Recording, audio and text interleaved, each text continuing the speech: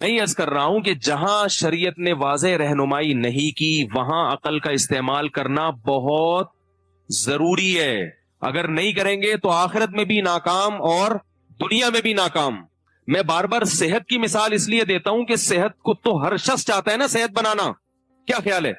اس میں تو ہندو بھی، عیسائی بھی، سکھ بھی، مسلمان بھی سب چاہتے ہیں کہ صحت اچھی ہونی چاہیے. لیکن اس صحت کے بارے میں اپنے حالات دیکھ لیں کہ کیا ہم جو کھانا کھاتے ہیں عقل استعمال کر کے کھاتے ہیں کھانا؟ بولو نا بھائی. یہ جو آج کل کھانا کھایا جا رہا ہے دعوتوں میں، دنیا میں کوئی ڈاکٹر یا کوئی عقل ایسی ہے جو اس کی اجازت دیتی ہو کہ پہلے آپ نان اور تافتان کے ساتھ قورمہ کھائیں، پھر اس کے بعد آپ بریانی کھائیں، پھر اس کے بعد آپ کسٹرڈ کھائیں، پھر رسگلے کھائیں، پھر گلاب جامن بھی کھائیں، پھر اب تو میٹھے کی بھی درجنوں اقسام ہو گئی ہیں، پھر آئس کریم بھی کھائیں، پھر یہ ساری چیزیں کھانے کے بعد ایک ٹھنڈی ٹھنڈی کولڈ ڈرنک بھی پیئیں تہ بٹھانے کے لیے، اور اس کے بعد پھر ٹھنڈا پانی پیئیں، اور پھر گھر آ کے ایک کپ چائے پیئیں. کوئی دنیا کا ڈاکٹر بتاؤ یا کوئی دنیا کا سائنسدان بتاؤ یا کوئی حکیم بتاؤ جو یہ کہہ رہا ہو کہ یہ کوئی عقل والا کام ہے. جو قوم کھانے کے لیے بھی عقل استعمال نہیں کرتی تو وہ باقی چیزوں میں کیا عقل استعمال کرے گی؟ حالانکہ اس کا تو نقصان فوراً ظاہر ہو رہا ہے، نظر آ رہا ہے کہ ہر دوسرا تیسرا آدمی بلڈ پریشر کا مریض بنا ہوا ہے، ہر تیسرا آدمی ڈائلیسس پہ گیا ہوا ہے، اور ہر چوتھا آدمی جناب وہ دل کا مریض بنا ہوا ہے. اور جب یہ اٹیک وٹیک ہونا شروع ہوتے ہیں پھر سارے لائن پہ آ جاتے ہیں. پھر ایک دم تو اٹیک ہونے سے پہلے کر لو گے تو اٹیک سے اللہ حفاظت کر لیں گے. کیا خیال ہے بھائی؟ شوگر کی پلاننگ پہلے سے کر لو گے کہ یار ہر ایک کو شوگر ہو رہی ہے 50 سال میں، تو میں 30 سال کے بعد ہی سوچنا شروع کر دوں کہ مجھے شوگر نہ ہو. اور ایسے لوگ بھی ہیں اگرچہ کم ہیں. ایک صاحب تھے سعودی عرب میں انتہائی موٹے تازے، وہ میں ورکشاپ کرواؤں گا نا، اس میں آپ کو ویڈیو دکھاؤں گا ان کی انشاءاللہ. بہت موٹے تھے. وہ کسی کمپنی میں گئے کوئی مشورہ دینے کے لیے، کوئی پلاننگ بتانے کے لیے نا، تو کمپنی میں بھگا دیا. انہوں نے یہودیوں کی تھی شاید، مجھے پورا واقعہ یاد نہیں ہے، سرسری سی جو یاداشتیں رہ گئی وہ بتا رہا ہوں. تو ان کو نکال دے، بولے جاؤ. انہوں نے کہا جو آدمی اپنے باڈی کو مینج نہیں کر سکتا وہ ہماری مینجمنٹ ہمیں کیا سکھائے گا. تو یہ بات ان کے دل پہ اثر کر گئی. ابھی تک ان کو اٹیک ہوا نہیں تھا، ورنہ یہ بات سنتے نا تو ایک اور اٹیک ہو جاتا. ٹھیک ہے نا. انہوں نے کہا یار یہ تو پھر وہ صحت بنائی اس نے اور وہ پگھل کے مختصر ہو گئے، اور بڑی ایکسرسائز کی، کھانے پینے پہ کنٹرول کیا. تو ان کو ڈاکٹر جو شوگر کا اسپیشلسٹ تھا اس ڈاکٹر نے کہا کہ آپ کو 5 سال کے بعد شوگر ہونے والی تھی، آپ نے شوگر کو 20 سال پیچھے دھکیل دیا ہے. نہیں ہے بات سمجھ میں؟ یعنی اس کی تو پہلے سے ٹیسٹ کیے ہوئے تھے نا. آپ کو 4 سے 5 سال میں شوگر کا ہونا یقینی تھا جو آپ کا لائف اسٹائل تھا. اب جو ہم نے آپ کا ٹیسٹ کروایا اس سے پتا چلا کہ کم سے کم 25 سال لگیں گے شوگر ہونے میں. یعنی اگر ہوئی تو 25 سال کے بعد ہوگی، 25 سال سے پہلے نہیں ہو سکتی. تو عقل استعمال کی تو ہو گیا نا کام.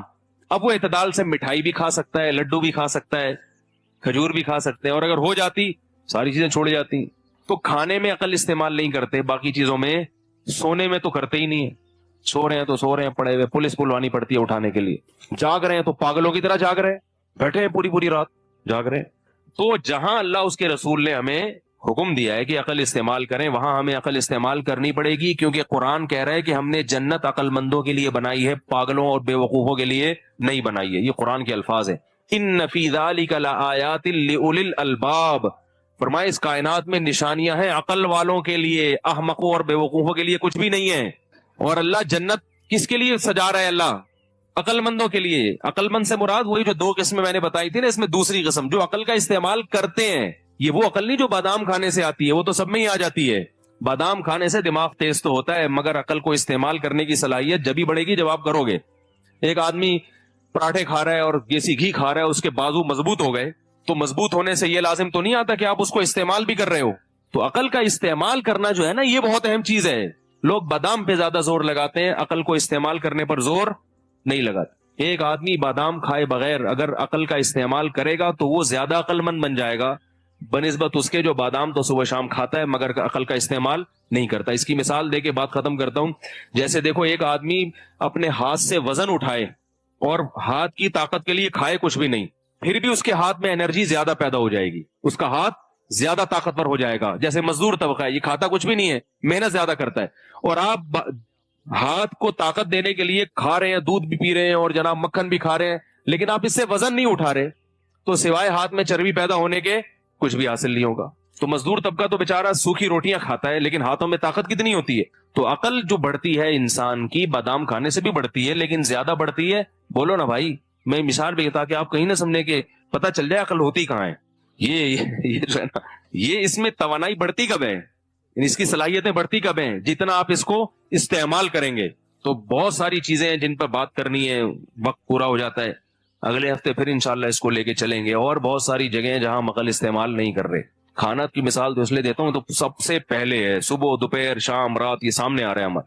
کھا لیا متزل لا لیا، جو ملا کھا لیا، سب کچھ کھاتے چلے جا رہے ہیں، اور بالآخر ایک دن دار فانی سے ہمیشہ کے لیے کوچ کر جاتے ہیں. ایک عورت کے شوہر کا انتقال ہوا تو صبح عورتیں آئیں وہ رونے کے لیے نا، ہائے تمہارے شوہر چلے گئے، ہائے کیسے مرے بہن، مرے کیسے؟ تو وہ قصہ سنا رہی ہے، بہن رات کو گھر آئے تھے، قورمہ کھایا، کہنے لگے بریانی ہے بچی ہوئی دوپہر کی. میں نے کہا ہے، کہا وہ بھی لے آؤ. پھر بریانی کھائی انہوں نے. کہنے لگے بیگم کسٹرڈ ہے. میں نے کہا ہاں ہاں کسٹرڈ بھی ہے. بہن بیگم وہ بھی لے آؤ، سوری بیگم وہ بھی لے آؤ. تو وہ تو اس کو بہن کہہ رہی تھی نا، بہن انہوں نے مجھے کہا کہ بیگم وہ بھی لے آؤ. اچھا پھر کیا انہوں نے کہا کہ بیگم وہ گاجر کا حلوہ بچا ہوا تھا صبح ناشتے کا، وہ ہے. تو میں نے کہا کہ آپ بچوں کو بھی کھا جاؤ گے، اتنا کھا رہے ہو کچھ تو خیال کرو. کہنے لگے موت تو آنی جانی، موت کس کے ہاتھ میں ہے؟ اللہ کے ہاتھ. تو اتنا کھایا اتنا کھایا اتنا کھایا کہ پھر جو کھا کے سوئے ہیں تو صبح پولیس سے بھی نہیں اٹھے. وہ بتا رہی ہے کہ پہلے میں سمجھی کہ واقعی سو رہے ہیں، اٹھ کیوں نہیں رہے. تو ایسا ہوتا ہے بھائی. اس کا یہ مطلب نہیں ہے کہ جو بھی بیچارہ مر جائے تو آپ یہ سمجھیں کہ زیادہ کھا کے ہی مرے. بدگمانی کسی سے جائز نہیں ہے. موت کے بہت سارے اسباب، بعض لوگ ہر وہ طریقہ اختیار کرتے ہیں جو صحت بنانے کا ہوتا ہے، مگر اللہ کا حکم آتا ہے اور بیٹھے بیٹھے انسان مر جاتا ہے. یہ تو اللہ کی طرف سے موت ہے. یہ تو پھر اس پہ تو شہادت کا اجر ملتا ہے. حادثاتی موت بھی شہادت ہے، لیکن وہ جو اللہ کی طرف سے ہو، اور جو آپ کی طرف سے ہوگی وہ شہادت نہیں ہے، وہ خودکشی ہے. سمجھ رہے ہو؟ وہ کیا ہے؟ وہ خودکشی ہے. آپ غلط ڈرائیو کرتے ہوئے ٹکر مار کے ہلاک ہو گئے تو پھر خودکشی ہے. وہ آپ ٹرین سے غلط طریقے سے اترے، چلتی ہوئی ٹرین سے اب بھاگتے ہوئے مخالف سمت اتر رہے ہو، ٹرین کے نیچے آ گئے، تو یہ حادثاتی موت وہ والی نہیں ہے جس پہ شہادت کا اجر ہے. یہ آپ کی اپنی حماقت. تو اپنی حماقتوں سے نہ مرے. قدرت کسی کو مارنا چاہے تو اس سے آپ لڑ نہیں سکتے. مچھر بھی خود بخود بن گیا، ہاتھی بھی خود بخود بن گیا، اونٹ بھی خود بخود بن گیا، اور پرندے بھی خود بخود بن گئے، مرغیاں بھی خود بخود بن گئیں، انڈے بھی خود بخود دے رہی ہیں، انڈوں پہ بیٹھنے کا عمل بھی آٹومیٹیکلی سیکھ لیا، 21 دن تک گھمانا بھی خود بخود سیکھ لیا. مجھے وہ میرا ایڈیٹر ہے نا بیان سنتا ہے، کہتا ہے یہ انڈوں کی مثالیں بہت ہو گئی، میں نکال رہا ہوں بیان سے. پچھلے بیان میں انڈے کی مثال آئی تھی، اس نے بیان سے ہی نکال دی، تو اس کو نکالنے کی اجازت نہیں. مرغی جب تک انڈا دیتی رہے گی، انڈے کی مثالیں مارکیٹ میں چلتی رہیں گی، اور مرغی کا ایک ایک انڈا اور اس انڈے پہ مرغی کا بیٹھنا، اور مرغی کا اس انڈے کو 12 گھنٹے سے گھمانا، اور پھر چوزا نکلنا، اور چوزا نکل کے، چوزا نکلتا کیسے ہے؟ آخری دن نا جب چوزا تیار ہوتا ہے، وہ چھلکے کا خول بہت مضبوط ہوتا ہے. چھلکا جو ہے نا مرغی کا، چوزے جو انڈے کا چھلکا ہے بڑا مضبوط ہوتا ہے، اور مرغی کے جو چوزا ہے اس کی چونچ بہت نازک ہوتی ہے. یہ ایک بڑا سوال ہے یار، یہ کم بخت اتنا مضبوط خول توڑ کے نکلتا کیسے ہے؟ نکلتا کیسے؟ پتہ چلا یہ تحقیق سے کہ آخری دن جس دن نکلنا ہوتا ہے نا، اس کی نوک پہ ایک دھار پیدا ہوتی ہے تیز، چونچ پہ، اس دھار سے وہ انڈا توڑتا ہے اور وہ دھار اس کی ختم. یار ایسی مینجمنٹ یار، یہ ایوالو ہوا ہے. یہ ارتقا کہ تم خدا کے انکار کرتے ہوئے تمہیں شرم نہیں آتی. ہم سوچتے تھے نا اللہ نے جہنم کی آگ بنائی ہے، ہمیں بڑا حیرانگی ہوتی تھی. اب جب دیکھتے ہیں نا کہ یار خدا کے جو منکر لوگ ہیں وہ جرم کتنا بڑا کر رہے ہیں، تو واقعی ان کے لیے آگ ہی ٹھیک ہے. اللہ کہے گا انہی سائنسدانوں کے ساتھ اس آگ میں جلو جنہوں نے خدا کے وجود کا انکار کیا ہے، انہی کے ساتھ جلو اس آگ میں جا کے. اتفاق. پھر بھی میں بتاؤں سائنس مجبور ہے یہ کہنے پر کہ ایسے ہوا ہے. وجہ کیا ہے کہ انہوں نے تو خدا کا ماننا ہی نہیں ہے نا. وہ کہتے ہیں سائنس تو مذہب کی دنیا مذہب سے بحث ہی نہیں کرتی، تو کوئی نہ کوئی لاجک بیان کرنی ہے تو وہ بیان کر دیں گے. جی ہوتا ہی ہے کہ وہ آخری دن میں کوئی ایسے ہو سکتا ہے کوئی کیلشیم زیادہ آ جاتا ہو چونچ میں، تو ابے ہم کب کہہ رہے ہیں کہ نہیں آتا، لیکن آخری دن میں ہی کیوں آ رہا ہے جس دن اس نے نکلنا ہے انڈے سے. تو جب تک دنیا میں انڈا رہے گا، جب تک مرغی رہے گی، مرغی انڈا دے گی، 21ویں دن چوزے انڈے سے باہر نکلے گا، پھر مرغی اس کو پالے گی اور پہلے دن سے مرغی دانا توڑ توڑ کے اپنے بچے کو کھلائے گی. یہ سارے انڈے ڈارون کے منہ پہ ایک ایک انڈا زور زور سے چماٹ مارتا رہے گا اور بتاتا رہے گا، بتا یہ کون ہے جو جس نے مجھے بنایا, یہ کیسے آٹومیٹکلی وجود میں آ گیا سب کچھ, یہ پورا نظام. نہیں آ رہی میرا خیال ہے بات سمجھ میں. دیکھو جس کو خدا پر ایمان لانا ہوتا ہے نا, ایک ایک مثال پکار پکار کے کہہ رہی ہوتی ہے کہ مجھے کوئی پیدا کرنے والا ہے, بشرطے کہ کھوپڑی صحیح کام کر رہی ہو, دل کی آنکھیں کھلی ہوئی ہوں. اللہ کا شکر ہے میں بچپن سے یہ چیزیں دیکھتا ہوں, میں بار بار, کیونکہ میں نے 8ویں میں پڑھا تھا ڈاروین کا تھیوری, بہت زیادہ میں اس سے وہ بوکھلا گیا تھا کہ یار یہ کیا ہے, مذہب کچھ اور کہہ رہا ہے, سائنس کچھ اور کہہ رہی ہے. اس وقت سے میں نے غور کرنا شروع کیا, ایک ایک چیز کو دیکھتا تھا کہ یہ کیسے ہو گیا, یہ کیسے ہو گیا, یہ کیسے ہو گیا. اس میرے پاس ایک ڈاکٹر صاحب ہے, میں ان کو مرغی انڈوں پہ بیٹھی ہوئی تھی, لے جا کے دکھا دی ان کو. میں نے کہا دیکھ لے. میں نے کہا ڈاکٹر تو صرف یہ بتائے گا کہ انڈے میں کتنے پروٹین ہوتے ہیں, اچھے والے کون سے ہیں, برے والے کون سے ہیں, اور کتنے انڈے کھانے چاہیے. یہ ڈاکٹر کا ٹاپک ہے. مذہب کا ٹاپک یہ, اللہ نے ایک جگہ بھی نہیں کہا کہ انڈے میں اتنے پروٹین ہے, دودھ میں اتنے پروٹین ہے. نہ نہ, اللہ کہتا ہے کہ میں نے کہا جو میرا ٹاپک ہے, میں تو مذہبی اسکالر ہوں نا, میرا ٹاپک ہے ڈاکٹر صاحب یہ جو انڈوں پہ مرغی بیٹھی ہوئی ہے نا, ڈاکٹر سے تو میں نے انڈوں کے بارے میں نالج لے لی تھی جو اس کے پاس علم ہے کہ کتنے انڈے روزانہ کھانے چاہیے. ڈاکٹروں کی مختلف آ رہا ہے, کوئی کہتے 2 انڈے کھاؤ گے, 4 انڈے کھاؤ گے, کہتے ہیں ورزش زیادہ کر دو 6 انڈے بھی کھا لو. وہ مختلف قسم کی رپورٹیں, اب اپنی ذمہ داری پہ آپ نے کھانے ہیں, ٹھیک ہے نا, وہ ڈاکٹر سے پوچھیں. ڈاکٹرس کو ہم نے چھوڑ لیا. اب ہم نے کہا ڈاکٹر صاحب ہماری بھی کچھ فیلڈ ہے, اب کچھ باتیں ہم آپ کو بتائیں گے انڈوں سے. آپ تو صرف انڈے کھانا کتنا ہے, چھلکے کا کیا کرنا ہے, یہی بتاؤ گے نا. قرآن اس حوالے سے انڈے پہ غور کرنے کا حکم نہیں دیتا. قرآن اس کائنات پہ غور کرنے کا حکم کسی اور نقطۂ نظر سے دیتا ہے کہ یہ خود بخود نہیں ہو سکتا. میں نے کہا مجھے ایک بات بتاؤ, یہ مرغی بیٹھی ہوئی ہے اور دوسری مرغی ہمارے دوسرے ڈڑبے میں وہ چوزوں کو پال رہی تھی. میں نے کہا اب میں نے دانا ڈالا, فوراً مرغی نے دانا اٹھا کے نا ایسے اس کو ریزہ ریزہ کر کے نیچے ڈالا تاکہ بچے کھائیں.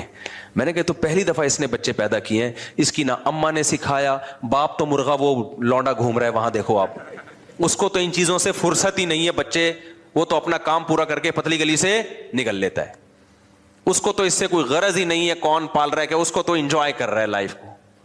اس کو نہیں پتا کہ میں ہی چھری کے نیچے آؤں گا. مرغیوں کو چھوڑ دیا جاتا ہے, ذبح کون ہوتا ہے, مرغے ہوتے ہیں, اس کو تو کوئی فکر ہی نہیں ہے. اس کو نہ میں نے سکھایا نہ اس کی اماں نے سکھایا. فوراً ڈاکٹر کہتے کہ اس کی جینز میں یہ چیز شامل ہے. بھائی یہ چیز کس سے آتی ہے, اس کے ڈی این اے میں یہ چیزیں شامل ہے. ابے کس نے شامل کر دی اتنی زبردست چیزیں؟ باپ اور ماں جب تک بچے کو سکھائے نہیں, وہ کمبخت کچھ سیکھتے نہیں ہیں. ڈی این اے میں ہوتی ہیں چیزیں تو نہیں کر رہے ہوتے وہ. اب تو جو چیزیں اچھی ڈی این اے میں آ رہی ہیں نا اس پہ بھی عمل نہیں ہو رہا. جو آپ کا میڈیا ہے وہ سارا ڈی این اے کی ایسی کی تیسی کر رہا ہے. وہ ساری ڈی این اے ہو سکتا ہے دیکھنا 5-10 سال میں سب کی ڈی این اے رپورٹیں ہی چینج ہو چکی ہوں. میرے ڈی این اے سے مراد جو ڈی این اے کی روحانی رپورٹیں, مادی رپورٹیں تو چینج نہیں ہوتی نا, جو روحانی رپورٹیں وہ کیا ہو جائیں گی, چینج ہو جائیں گی. تو یہ ڈی این اے میں ہم کب کہہ رہے ہیں بھائی اس کی جین میں یہ چیز شامل ہے, ہم اس کا کب انکار کر رہے ہیں؟ کس نے شامل کی؟ خود بخود. اتنی خوبصورت یار مینجمنٹ یار, ایک ایک کائنات کی چیز کو دیکھو بھائی. نبی صلی اللہ علیہ وسلم نے فرمایا ان سب باتوں کا جواب اسلام کے پاس ہے, اس کا جواب میڈیکل سائنس کے پاس نہیں ہے. تو یہ میڈیکل سائنس کا ٹاپک ہی نہیں ہے, یہ سائنسدانوں کا ٹاپک, یہ اسلام کا ٹاپک ہے جس کے لیے اللہ نے پیغمبروں کو بھیجا. نبی نے کیا فرمایا, انتم اعلم بامور دنیاکم منی, صحیح مسلم کی حدیث, فرمایا دنیا کے معاملات تم ہم سے زیادہ جانتے ہو. تو نبی نے اعتراف کیا بھائی دنیا میں تم ہم سے زیادہ, تمہیں پتا ہے کس کس بیماری میں کیا کھانا ہے, یہ سب تم ہم سے زیادہ جانتے ہو. اس لیے آپ نے فرمایا لیکن جب دین کی بات آئے گی تو فاتقوا اللہ ما استطعتم, جب میں دین کے معاملے میں حکم دوں تو تم اس حکم کو بجا لاؤ. تو اس لیے میں ان طلبہ سے کہتا ہوں اور آج کی نئی جنریشن سے کہتا ہوں کہ ہر چیز میں آئنسٹائن کو دخل مت دو, ہر چیز میں اس کو مت گھسیڑو تم. اس سے بھی اللہ سوال کرے گا کہ تو نے جو نعمتیں میں نے تجھے دی ہیں, تو نے ان نعمتوں میں مجھے کتنا یاد کیا, مجھے میرے وجود پر ایمان. اگر وہ اس سوال کے جواب میں پورا اتر گیا اللہ اس کو کامیاب کرے گا, نہیں اترا اللہ کہے گا مجھے اس سے غرض نہیں ہے کہ تو نے کیا کیا لوگوں کے لیے, پہلے میں ہوں, سب سے پہلے میں. تو یاد ہے مشرف کے دور میں نعرہ لگاتا سب سے پہلے پاکستان, ہر ملک یہ نعرہ لگاتا ہے نا. ملکوں کی پالیسی ہوتی ہے بھائی ہمارے لیے کیا کر رہے ہو, تو کیا اللہ کی پالیسی نہیں ہوگی؟ حالانکہ ملک بعض دفعہ اس میں ظلم بھی کر رہے ہوتے ہیں کہ سب سے پہلے ہم, کیا مطلب دوسرے کا بیڑا غرق کر دو. لیکن اللہ یہ نعرہ لگانے میں کہ سب سے پہلے میں, یہ نعرہ لگانے میں اللہ حق پر ہے, کیونکہ اللہ کہتا ہے پیدا میں نے کیا, کائنات کو بنایا میں نے, آسمان سے بارشیں میں برسا رہا ہوں, سارا نظام میرا چلایا ہوا ہے, اور تم مجھے کا انکار کر دو بھائی. اس لیے میرے بھائی ہماری نظر میں, اللہ کی نظر میں, اسلام کی نظر میں سب سے زیادہ ویلیو اس سوال کی ہے کہ آپ خدا پر ایمان رکھتے ہو یا نہیں رکھتے, آپ اللہ کی مان کے چلتے ہو یا نہیں چلتے. اس کے علاوہ باقی چیزیں دوسرے درجے میں ہیں, سمجھتے ہو کہ نہیں سمجھتے ہو. تو جب مرغیوں کو دیکھا کرو نا انڈے پہ بیٹھے ہوئے, اور وہ جو میرے بیان ایڈٹ کرتا ہے اس کو بھی انڈے والی مثال نکالنے کی اجازت نہیں ہے. مرغی جب تک انڈا دیتی رہے گی انڈے کی مثالیں مارکیٹ میں آتی رہیں گی, کیونکہ کل ایک اور مرغی میں نے انڈوں پہ بٹھائی ہے, ایک اور مرغی بٹھا دی ہے میں نے انڈوں پہ. ہمارے پاس 4-5 مرغیاں لی تھی, اس سے ماشاءاللہ ایسی برکت ہوتی چلی آ رہی ہے, ایسی برکت ہو رہی ہے. وہ پھر اچھا میں نے رکھی ہوئی دیسی مرغیاں 7-8 انڈے دے کے وہ انڈوں پہ بیٹھ جاتی ہیں. اب انسان کو انڈے روزانہ زیادہ چاہیے, تو بجائے اس کے کہ دیسی مرغیاں پالے زیادہ پال لے, لیکن وہ کیا کر رہا ہے, جو مرغی جس کو قدرت نے 8 انڈے دینے کے بعد کہا تھا انڈوں پہ بیٹھنا, پھر چوزے نکلیں گے, محبت سے ان چوزوں کو پالنا, وہ چوزے ماں کی ممتا اور اس کی چھاؤں میں غیرت کے ساتھ بڑے ہوتے ہیں, پھر وہ ایک عمر کو جوانی کو پہنچتے ہیں, پھر جناب وہ پھر وہی عمل دہراتے ہیں, 8 انڈے دیے اور یہ وغیرہ وغیرہ. تو اب انسان چونکہ ہوس کا ہے, اس کو چاہیے روزانہ انڈے. اس نے مرغیوں کی کراس بریڈنگ کر کے مرغیوں کی نسلوں کا بیڑا غرق کر دیا. جیسے انسان کا نسل کا بیڑا غرق ہو گیا نا, تو ایسے مرغیوں کا بھی کیا کر دیا ہے. اب گن پوائنٹ پہ روزانہ مرغی کیا کر رہی ہے, انڈے دے رہی. ایسی ایسی مرغیاں آ رہی ہیں سال میں 365 دن ہے, 360 دن انڈا دے گی. بھینس اتنا کھا نہیں رہی جتنا دودھ نکال رہی ہے. تو یقیناً یہ چیزیں فائدے کی ہیں, میں ان سے منع نہیں کر رہا, لیکن ایک بات ذہن میں رکھو, نیچر سے بغاوت کا کبھی بھی رزلٹ اچھا نہیں نکلا. ہو سکتا ہے جو مرغی سال میں 300 انڈے دے رہی ہو, وہ کوالٹی میں ایسا نہ ہو جیسا وہ مرغی جو 6 مہینے میں صرف 20 انڈے دیتی ہے. ہو سکتا ہے سائنسی تحقیق کل ثابت ہو جائے کہ بھائی اس انڈے میں اور اس انڈے میں کیا ہے, بڑا فرق ہے. اس لیے جتنا ممکن ہے نا اپنے آپ کو آرگینک چیزوں پہ رکھو. جو ٹینشن لے لیا کرو مرغی اور بکری پالنے کی, اس میں ناک پہ مکھی نہ بٹھایا کرو کہ ایکچولی میری پرسنالٹی کہ میں مرغیوں کو دانہ ڈالوں, اور میری پرسنالٹی کہ میں مرغیوں کو بکریوں کو چارہ کھلاؤں. پرسنالٹی یا صحت دونوں میں سے ایک کا انتخاب کر لو آپ. پہلے زمانے میں بڑے لوگ جاگنگ نہیں کرتے تھے, ایکچولی ہماری پرسنالٹی ہے, ہم تو خراما چلتے ہیں. جب ڈاکٹروں نے بولا نا ہارٹ اٹیک سے بندے مرنا شروع ہو گئے, تو چڈیاں پہن کے دوڑ رہے ہیں پارکوں میں. پرسنالٹی کی ایک طرف. میں نے بعض ایسے نیک لوگ دیکھے ہیں, وہ بہت پروقار زندگی گزار رہے ہوتے ہیں, ان کے مریدین ہوتے ہیں, شیخ صاحب جا رہے ہیں, حضرت جی آگے آگے خراما. جیسے پہلے زمانے میں دلہن رخصت ہوتی تھی نا, بڑی تمیز سے ہوتی تھی, اب تو پہنچ کے فون کرتی تھی, ابو میں آ گئی ہوں, آپ بتائیے کل آ جاؤں گے ملنے کے لیے. تو جیسے دلہنیں نہیں پہلے چلتی تھیں بڑی تمیز سے, ایسے ہی بعض ہم نے دیکھے ہیں نیک لوگ ہوتے ہیں, ایسے خراما چل رہے ہوں گے, ایٹیٹیوڈ بڑا تمیز, لوگ سمجھتے دم کروا رہے ہیں, وہ ہوتے کولیسٹرول کے ڈبے بن جاتے ہیں تھوڑے دنوں میں نا. وہ فطرت تھوڑی دیکھتی ہے بھائی کہ تم نیک ہو یا برے ہو, کیا خیال ہے, تمہاری عزت خراب ہو جائے گی تیز چلنے سے یا دوڑنے سے. نیچر ان چیزوں سے متاثر نہیں ہوتی, نیچر تھوڑی متاثر ہوتی ہے ان چیزوں سے. تو نتیجہ کیا نکلا کہ وہ کوئی اللہ معاف فرمائے کیا کیا ہو رہا ہے مارکیٹ میں. اب میں کیا کہہ سکتا ہوں, بیمار ہو گئے, ہارٹ اٹیک ہو گیا, ڈاکٹر نے بولا چل بھائی بھاگو. اب ان کو شرم آ رہی ہے, مرید کیا بولیں گے, یار ہم بھاگ رہے ہیں, اتنے بڑے بزرگوں کے بھاگ رہے ہیں. تو اس لیے شروع ہی سے نا یہ بزرگی کا لبادہ انسان رکھے ہی نہیں. مجھ سے لوگ آ کے پوچھتے ہیں آپ سنا بڑے اللہ والے, میں نے کہا بھائی ہم آپ جیسے ہی مسجد, ہو سکتا ہے تھوڑے سے آپ سے اچھے, ہو سکتا ہے تھوڑے سے آپ سے برے ہوں, ہمیں تو پتہ نہیں ہماری بخشش ہوگی کہ نہیں ہوگی. تو زیادہ نیک بننے کی ضرورت اس زمانے میں ہے ہی نہیں. بزرگی کا جو کانسیپٹ ہم لوگوں نے مسلط کر لیا ہے نا, بزرگ کا مطلب گناہ سے بچتا ہو, اللہ کا ذکر کرتا ہو, اللہ سے دعائیں مانگتا ہو, مشکل اور حاجات میں توکل کس پہ کرتا ہو, اللہ پہ کرتا ہو. پھر بڑے جم جائے, ویٹ اٹھائے, بھاگے دوڑے, یہ بھی ضروری ہے. اگر بالکل اتنے میٹھے بن جاؤ گے نا کہ اتنے اچھے ایٹیٹیوڈ, بعض لوگوں نے اخلاق پر اتنے بیانات کر لیے ہیں, اب وہ لڑ ہی نہیں سکتے کسی سے. وہ لڑیں گے ان کی ویڈیو وائرل ہو جائے گی, دیکھو پھڈا کر رہا ہے. ہمیں تو کہتے ہیں اتنے اچھے اخلاق, خود ہم نے اتنے اچھے اخلاق کبھی بیان ہی نہیں کیا. ہمیں پتا ہے یار کل ہمارا بھی جھگڑا ہو سکتا ہے, اور پاکستان میں جھگڑے میں اگر گالیاں نہ مت دو بری بات ہے گالیاں دینا. حدیث میں آتا ہے منافق کی علامت ہے جب جھگڑا کرتا ہے تو گالیاں دیتا ہے. وہ حدیث کا مطلب یہ ہے کہ دلائل نہیں ہوتے اس کے پاس, گالیاں دیتا ہے ڈائریکٹ. وہ حدیث کا یہ مفہوم ہے.